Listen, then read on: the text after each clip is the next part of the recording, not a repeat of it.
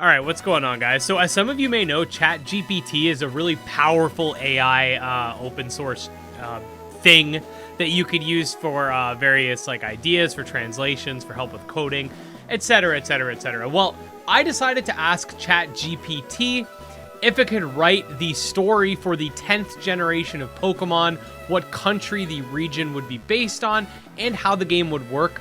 I asked it some subsequent questions as well, and today we're going to be going through all of this. Just a interesting video. I think it's really interesting to see what the AI had come up with, and you know, I sort of skimmed through what they were saying, but we're going to be going through the whole thing now. So this is the new 10th generation of Pokemon according to GPT. So once upon a time in a far-off region known as Aurorium, there were 10 new species of Pokemon discovered, marking the 10th generation of Pokemon.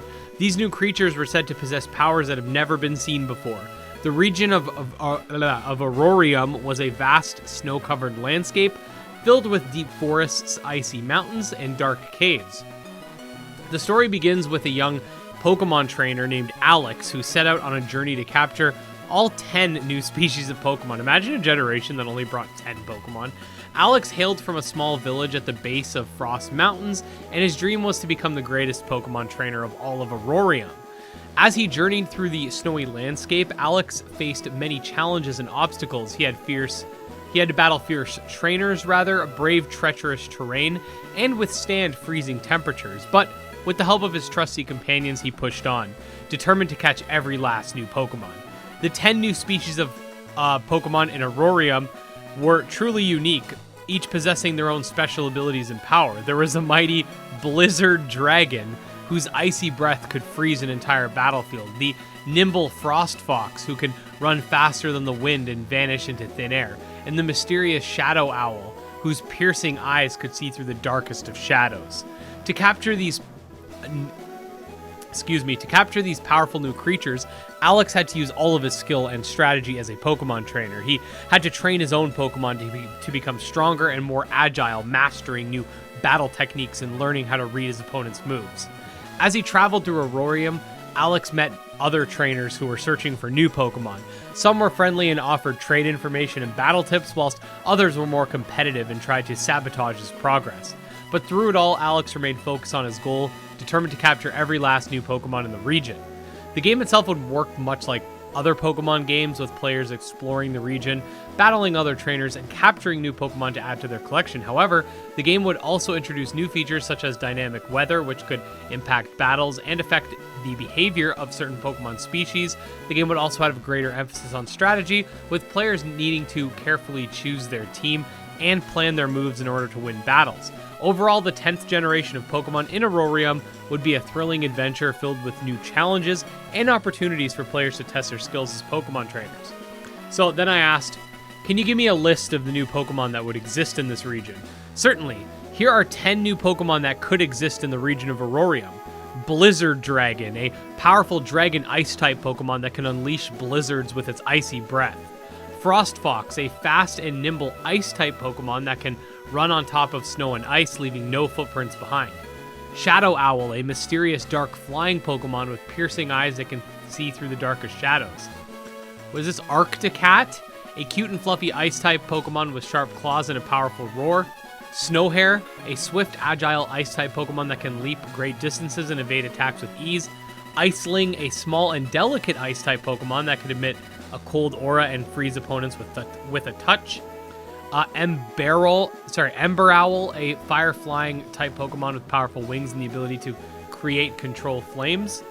Galehawk, a majestic flying type Pokemon that can ride the winds to create powerful gusts of wind with its wings. Frostmoth, which I'm pretty sure is a Pokemon already, a beautiful and graceful bug ice type Pokemon with shimmering wings and the ability to control snow and ice.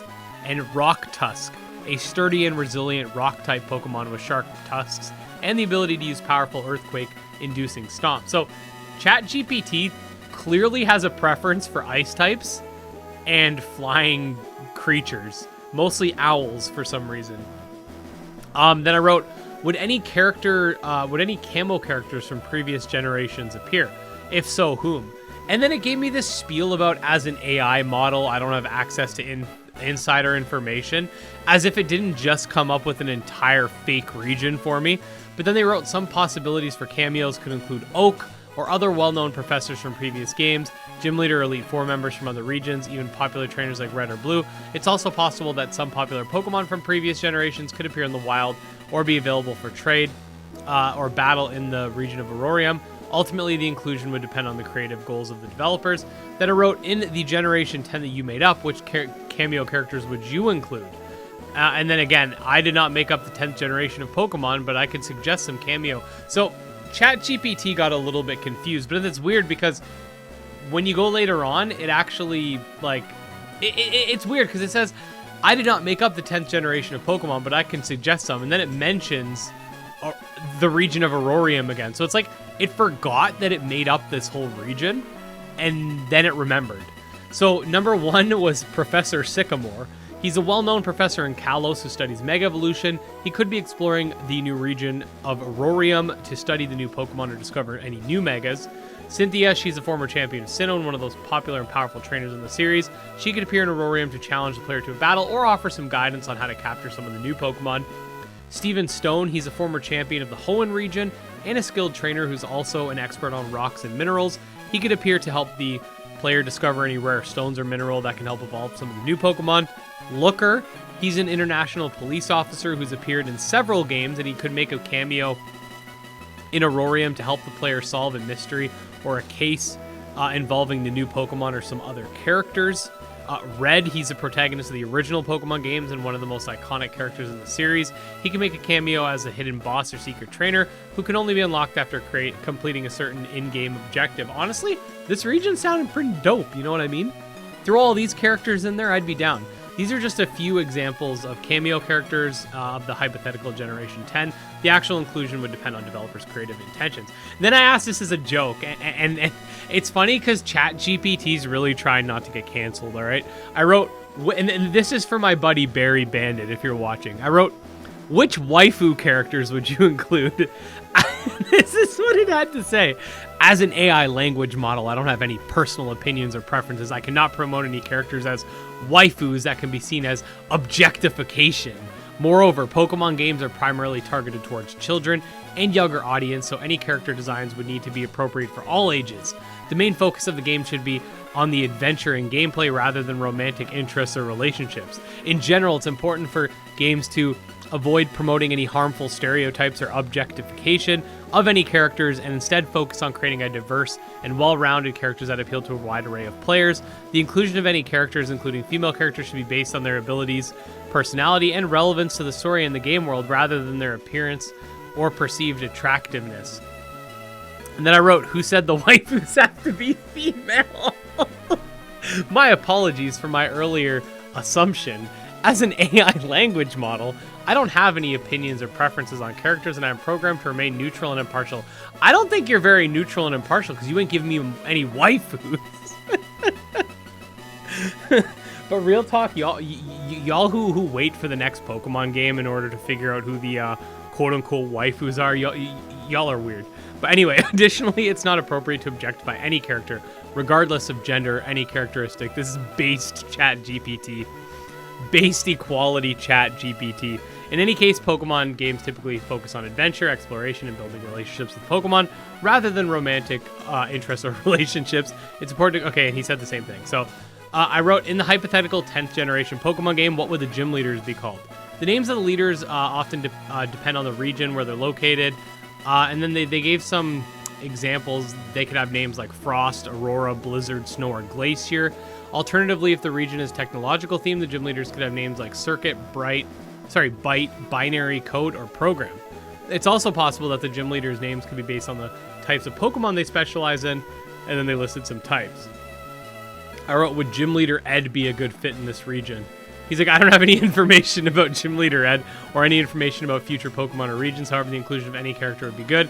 If this character named Ed had a personality or background that fit well with the themes, blah, blah, blah, it'd be good. Okay. I wrote, what would be a good name for the evil team? And this is my last question. The names of the evil teams are often based on things that relate. So the first one's Shadow Syndicate. That's dope. Okay, this name suggests a group that operates in secrecy and carries out their actions through the shadows, possibly with the goal of taking control of the regional resources. Nexus Network. The name Nexus implies a connection or a link between different things, suggesting the evil team is manipulating different parties or events in order to achieve their goals. Phantom Force. This is not a Pokemon move. This suggests a group that is difficult to detect or track, possibly with the goal of causing chaos or destruction. Inferno Insurgents. There's no team anything. This implies the group is willing to use extreme measures to achieve their goal, possibly with the goal of reshaping the region in their image. Eclipse Empire. The name Eclipse suggests darkening or obscuring of something, possibly implying that the evil team's goal is taking control of the region. Ultimately, the name would depend on the creative decision of the developers, blah, blah, blah. So, I don't know. I thought this was a really interesting thing to dive into. Like, ChatGPT literally came up with its own region, its own story, and while there are certain, like, aspects to it that seem a little off, like how there's only 10 new Pokemon, maybe the 10 new Pokemon are like 10 legendaries, right? I don't know. I think this is a pretty interesting tool. I would like to make other ChatGPT type videos in the future. Maybe ones that are a little more formal than this one. This is sort of like me just experimenting with it, but I could definitely see a video talking about like, you know, which regions it thinks are like the best, or which countries it thinks need like Pokemon regions, or just like what it thinks the perfect Pokemon game is, or what the perfect monster taming game is, what monster taming games should strive to be, stuff like that. Like, there's a lot of things you can ask this AI, and while it's not God, obviously, like, it doesn't know everything, it's not going to be right about everything, I do think this is an interesting thing to at least look at. So, I don't know, let me know in the comments if you thought this was interesting. I thought this is pretty cool. But yeah, all that being said, Cassette Beast is coming out in a few days from the time this video is going live. I think... I'm not even sure when this video is going live. I'm gonna be honest with you guys. I'm literally I've made like 6 different videos today, so I'm kind of burnt out. But yeah, we're just waiting for Cassette Beast to come out, and then I'm gonna hit you guys with some crazy content. So I hope you enjoyed this. I thought this would be kind of fun and something different. But anyways, guys, I will see you next time. Thank you so much for watching, and bye.